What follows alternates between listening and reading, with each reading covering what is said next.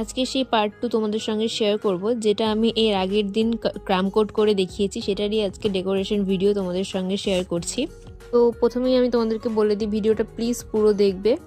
তো আজকে যে কেকটা বানাচ্ছি, এই কেকটা একদম সিম্পল ডিজাইনের মধ্যে আমি রেখেছিলাম, যেহেতু চকলেট কেকের মধ্যে ছিল এটা, তো চকলেট কেকের মতোই ডিজাইনটা আমি রেখেছি। মানে ওপরে আমি চকলেট ড্রিপিং দিয়ে নিচ্ছিলাম, চকলেট গানাশ দিয়ে, এবং তার উপরে কিছু ফ্লাওয়ার দিয়ে নেব। আর চকলেট কেকের ওপরে এই ড্রিপিংগুলো দিতে কী যে ভালো লাগে আমি কি বলবো তোমাদেরকে, এবং দেখতেও ভীষণ মিষ্টি লাগে এই কেকটা। দেখো তোমরাই দেখতে পাচ্ছ কেমন লাগছে দেখতে।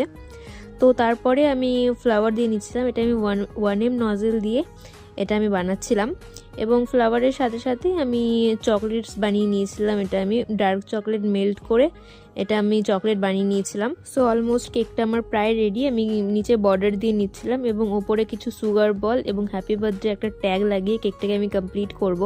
আর তোমরা যদি ফেসবুক থেকে ভিডিওটা দেখে থাকো তো একটা লাইক করে অবশ্যই পেজটাকে ফলো করে সাথে থাকবে, আর তোমরা যদি ইউটিউব থেকে দেখো তো অবশ্যই চ্যানেলটাকে সাবস্ক্রাইব করে দেবে।